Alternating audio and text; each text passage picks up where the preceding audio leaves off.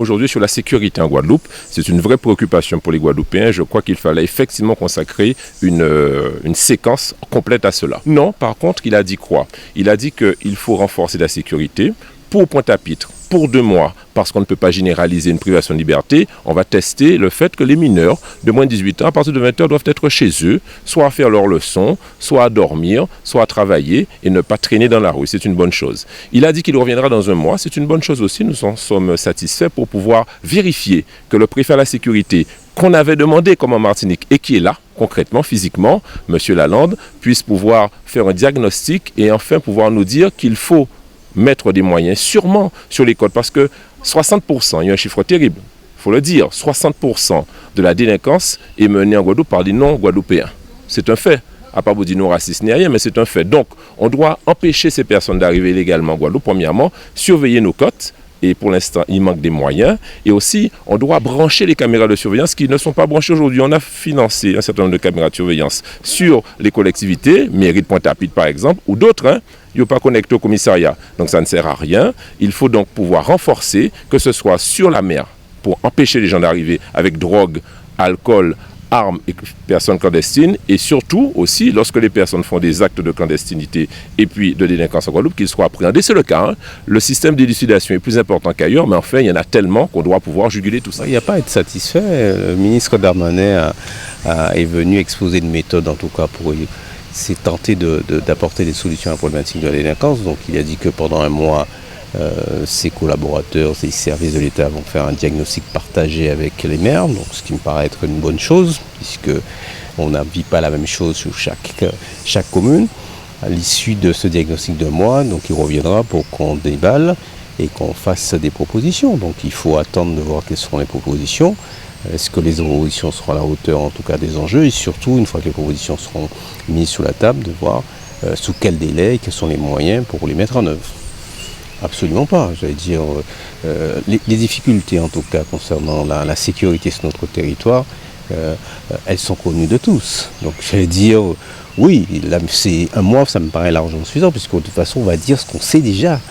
Il s'agit simplement en tout cas de se donner le temps pour que ça se fasse de manière concertée, et puis surtout qu'on synthétise ce qu'on sait ici et là, enfin surtout l'ensemble du territoire. Donc ça me paraît pas court, au contraire. Il faut véritablement aller vite pour essayer de rattraper le retard par rapport aux problèmes de sécurité que nous avons, et que tout le monde sait que d'ailleurs les problèmes de sécurité sur notre territoire, c'est la circulation des armes qui proviennent de l'extérieur, qui rentrent par nos côtes, qui ne sont pas surveillées, manque de moyens, etc., etc. Écoutez, c'est des moments d'échange intéressants, où il y a un échange. On a trouvé un ministre, enfin 2 ministres à l'écoute. Après, il faudra voir derrière les résultats. J'ai eu l'occasion aussi d'intervenir avec mon étiquette aussi de président de la Fédération hospitalière de Guadeloupe, parce qu'on sait qu'il y a des problématiques liées à la psychiatrie. Nous avons une moyenne de 13 psychiatres pour 100 000 habitants en Guadeloupe, alors que c'est le double dans l'Hexagone. Donc les structures telles que des centres d'hébergement de jour manquent en Guadeloupe. Le président de la Fédération hospitalière que je suis le dit, et ça peut aussi indirectement intervenir en termes de délinquance, sachant que, il faut aussi le dire, et je l'ai dit, parfois ces patients qui ressortent, qui sont atteints de problèmes psychiatriques, sont eux-mêmes victimes, ne sont pas toujours des coupables de faits, voilà. Donc ça, il faut effectivement en tenir compte. J'ai insisté aussi sur le caractère central de la ville de Basse-Terre. C'est vrai que malheureusement, la une de l'actualité sur la zone Grande Terre, mais il ne faut pas oublier que Basse-Terre est une ville-centre avec des avantages, mais aussi le fait que tout se concentre sur Basse-Terre. Et donc, nous avons un taux de pauvreté, nous avons un taux de chômage qui est important. Ça peut être source de délinquance, même si, en contrepartie, Basse-Terre a toujours eu cette réputation d'être une ville un peu bourgeoise avec ses cliniques, ses hôpitaux. Donc là aussi, l'importance est accompagnée pour la vidéosurveillance. Et là, je peux l'annoncer, nous aurons 27 caméras qui vont être installées avant la fin de l'année. Et sur 2 ans, nous allons redéployer entièrement un système de vidéosurveillance. Et puis j'ai insisté aussi, je crois que c'est important, sur l'importance d'une bonne collaboration entre police nationale, et je rends hommage à notre police nationale, la bonne collaboration avec la police nationale et aussi la gendarmerie. C'est ensemble qu'il faut faire du liernage. Et enfin, c'est un élément fondamental.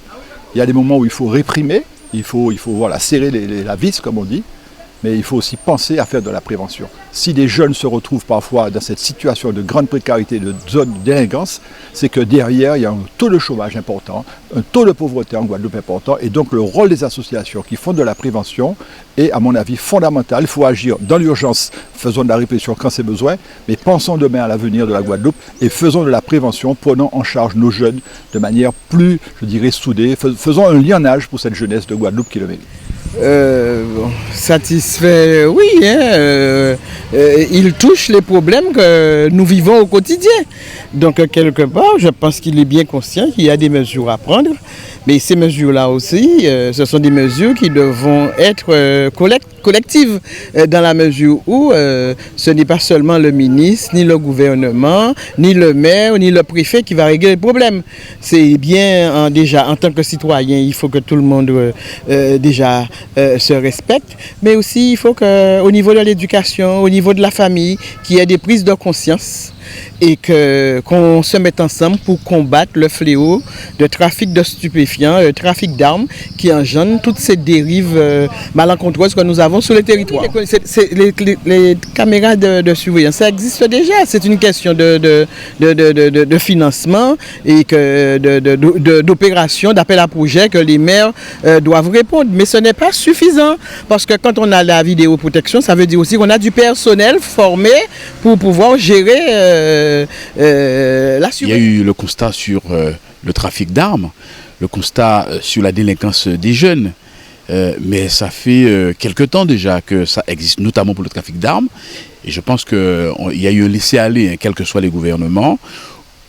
Aujourd'hui, tout le monde fait toujours le même constat. Bon, maintenant, attendons pour voir quelles sont les actions qui seront menées. Personnellement, j'ai surtout soulevé le problème des enquêtes, parce que c'est cela aussi. Il y a le trafic d'armes, mais il faut absolument que les enquêtes soient minutieuses pour pouvoir remonter les filières.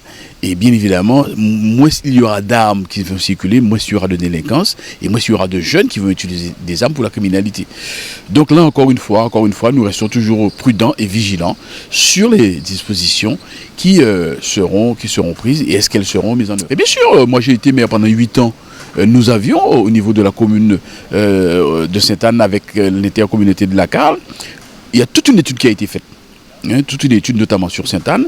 Bon, malheureusement, le président de la Carle de l'époque n'a pas suivi la ville de Sainte-Anne et a mis de côté d'ailleurs ce projet intercommunal. Et à l'époque, il n'était pas financé par l'État, ni par la région, d'après ce que j'ai compris. Aujourd'hui, c'est encore très bien. Donc, au niveau de la Carle, où j'étais maire d'une commune, eh bien, l'étude est déjà faite. Il suffit simplement de mettre en œuvre, et c'est ce que j'ai suggéré au maire actuel de Sainte-Anne, et c'est de pouvoir mettre en œuvre un projet pour lequel nous avions déjà travaillé. Donc c'est une bonne chose, mais simplement, ce n'est pas suffisant, parce qu'il ne faut pas oublier quand même que les délinquants, parfois, ils sont cagoulés. Donc vous allez voir effectivement quelqu'un avec la cagoule, c'est pas toujours forcément évident de pouvoir, mais c'est une chose que je trouve nécessaire néanmoins. D'abord, on fait un bilan de la situation, un constat de la situation. Il a constaté qu'il y a une hausse des faits de délinquance. Il a constaté qu'une grande part de cette délinquance, une part de plus en plus importante, venait aussi non seulement des jeunes Guadeloupéens, mais aussi de l'extérieur, du fait de l'ouverture de nos frontières. Et ça, je l'ai toujours souligné. Il a proposé la mise en place d'un certain nombre de moyens. Des moyens qui sont déjà mis en œuvre.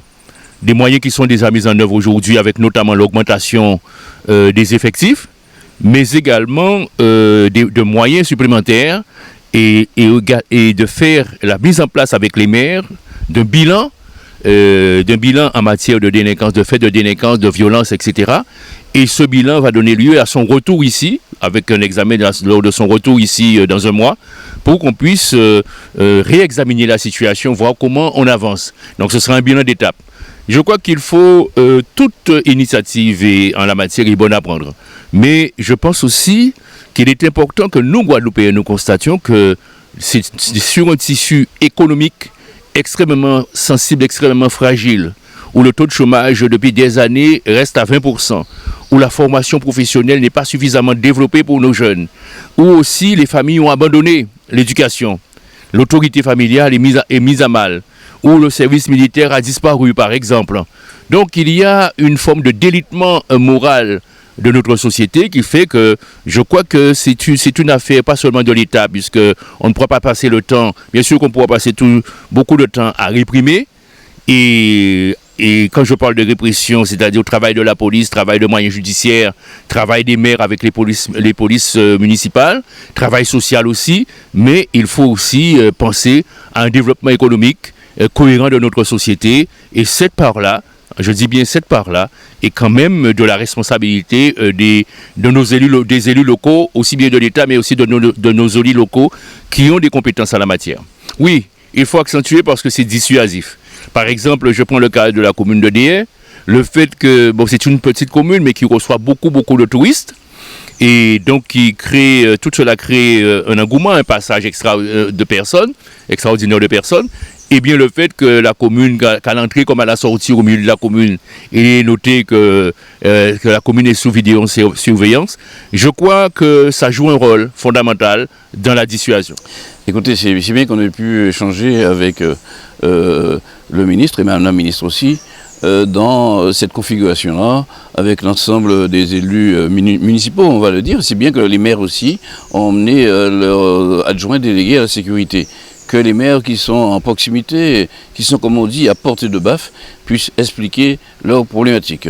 Alors c'est vrai que les problématiques ont été exposées. J'ai trouvé que, disons, on aurait pu entrer véritablement dans les faits, pas les dramatiser, mais les porter un peu plus dans leur vérité. Mais quoi qu'il en soit, le ministre a tenté de donner des réponses, disons, concrètes, s'attachant au factuel.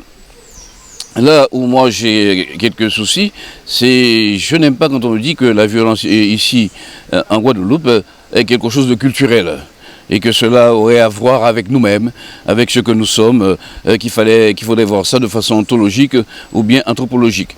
Il y a, disons, une situation qu'on a laissé décliner depuis des années, car il y a fort longtemps que nous dénonçons la non-surveillance des côtes de façon sérieuse et aussi ce trafic de drogue qui était naissant mais qui désormais s'est amplifié. Donc maintenant, et le ministre en est sensible, il faut une conjonction, une coordination très forte.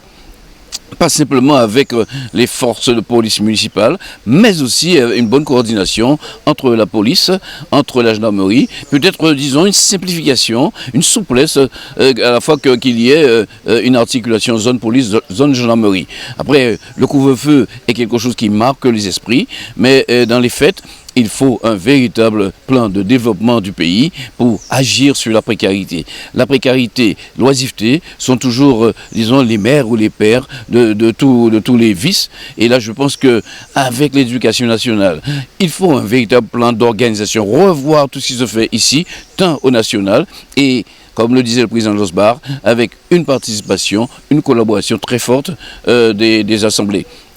Je crois que ce matin, cette partie sécurité était importante. Je n'ai pas voulu interpeller le ministre sur la non-réponse qu'il m'avait faite à l'Assemblée nationale concernant la création d'une brigade de recherche et d'investigation, car il a bien senti aussi que là, il manquait des moyens pour l'investigation et pour les recherches, pour mener à bien, disons, les enquêtes.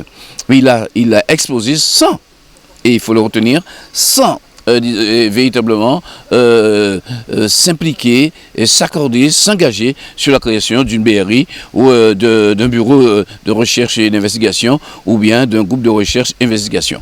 Je crois qu'il y a une clause de revoyure et ce qu'il faut saluer, s'il faut le dire, il y a désormais un préfet de la sécurité qui a fait un certain travail avec la Martinique et qu'il faut poser le problème de la coopération pour la drogue, pour les armes. Et là, je pense que le chemin est ouvert. Il y a du travail à faire pour tous les acteurs politiques, les acteurs administratifs de notre territoire.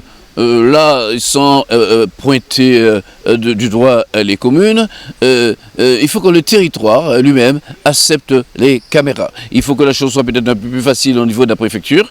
J'ai participé à un certain moment à la commission, mais il faut s'engager, il faut mettre des financements là aussi.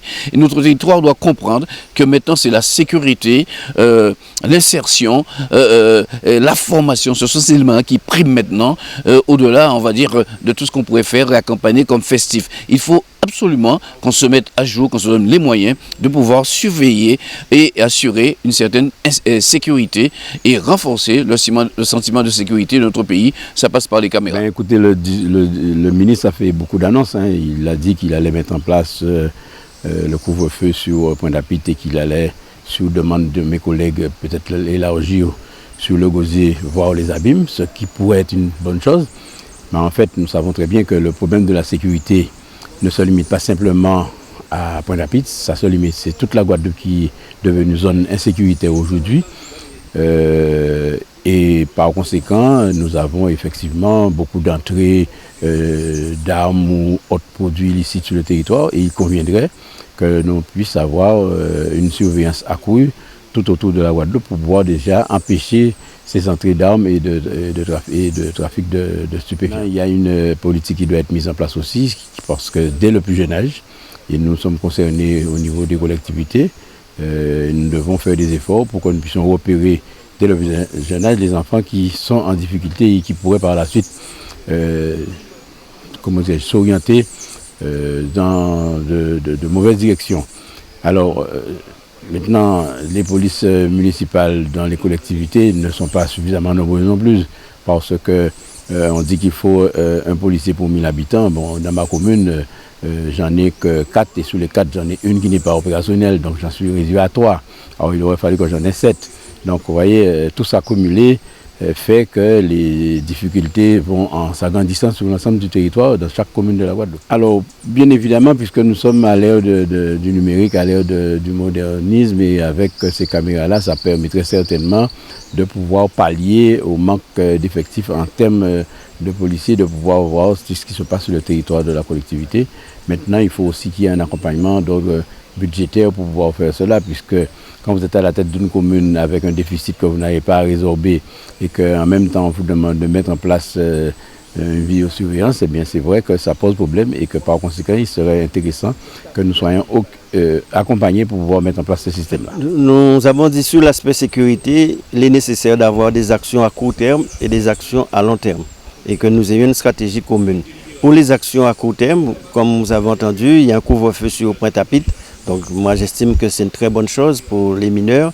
Également il va y avoir donc des actions ciblées de contrôle et un audit pendant 1 mois. Faire le point avec les maires, avec les associations, avec l'État pour bien comprendre et diagnostiquer sur ce point de la délinquance et après mettre en place tout un ensemble de mesures. Moi personnellement j'ai insisté pour que les maires soient très fortement consultés et concertés pour que nous puissions avoir un plan qui répond aux attentes donc, des Guadeloupéens. Puisqu'au-delà de la nécessité qu'il y ait beaucoup plus de policiers, il y a aussi cette nécessité en termes d'éducation, puisque quand un enfant de 14 ans est dans la rue le soir, ce n'est pas simplement un problème de policiers, il y a un problème d'éducation, il y a un problème de parents, renforcer les liens aussi, et surtout permettre de l'occupation ou de l'insertion, puisque nous allons mettre un plan d'insertion très important au niveau du département pour faire en sorte que le maximum de jeunes puissent être insérés, puissent être en activité. Effectivement, concernant donc les communes, il a été signalé que la Guadeloupe, c'est le département où il y a le moins de caméras. Et qu'on sait que l'État finance à 50%. Je sais qu'à l'époque, la région finançait, mais tout ce que je souhaite, c'est que la région peut-être puisse maintenir son accompagnement et ce financement qu'il avait pour les communes et permettre que d'ici la fin d'année, que toutes les communes soient dans cette démarche de vidéosurveillance. Une satisfaction de pouvoir le rencontrer et échanger avec lui sur des problèmes qui nous concernent et surtout des urgences auxquelles nous sommes confrontés actuellement. Donc c'est une occasion. Alors forcément tous les élus n'ont pas pu exprimer leurs préoccupations concernant les réalités du vécu de leur territoire, mais c'est quand même des éléments qui en sont sortis, des orientations qui ont été tracées et les engagements qu'il a pris concernant une deuxième rencontre nous permettront effectivement de pouvoir les faire entendre vraiment nos réalités. J'ai des réalités au niveau de mon territoire qui n'ont pas pu être exposées puisque tout le monde ne pouvait pas s'exprimer, il y avait quand même un temps. Mais nous espérons que le mois qu'il nous a donné, qui permettra aux élus de pouvoir s'exprimer au niveau d'une commission, au niveau d'une enquête qui sera conduite et son retour au pays dans le mois, ben, à ces occasions-là, je pense que nous pourrons véritablement faire état de nos préoccupations dans nos territoires. Je pense que c'est important. Nous, à Vieux-Fort aussi, nous avons déjà fait toute la partie, une grande partie de la procédure qui est en cours. Nous disons qu'effectivement c'est nécessaire contre les incivilités, contre le fonctionnement, contre les dangers auxquels nous sommes confrontés. Nous sommes une commune côtière et donc à la limite il y a aussi cette situation-là qu'il faudra prendre en compte. Nous n'avons pas de possibilité d'avoir de la police municipale à tout moment. Donc il est nécessaire qu'il y ait un minimum effectivement de vidéoprotection, au moins des bâtiments publics, de façon à pouvoir éviter ce que nous pouvons constater comme incivilité et comme tout simplement dysfonctionnement dans les comportements. Mais ce que je dis tout simplement aussi, c'est qu'il y a une nécessité que nous soyons entendus concernant cette grande affaire de protection fonctionnelle des élus, parce que nous sommes très souvent soumis à des situations qui nous interpellent, qui font effectivement nécessité, qui rendent nécessaire que s'appliquent des dispositions contre les élus. J'ai vécu un conseil municipal où il y a eu des comportements, où un administré a eu des comportements qui sont pas admissibles en tout cas. Et donc la sécurité des élus doit être vue. Et c'est cette question-là que je souhaiterais poser. Je n'ai pas eu le temps de la poser, bien sûr. Mais il est nécessaire que nous puissions aussi aborder ces choses-là. Donc c'est vrai, on n'a pas pu tout dire, tout exprimer, tout échanger aujourd'hui. Mais les étapes qu'il a données nous permettront de le faire et arriver à ces urgences que je pense qu'ils sont indispensables d'envisager des mesures par rapport à ça.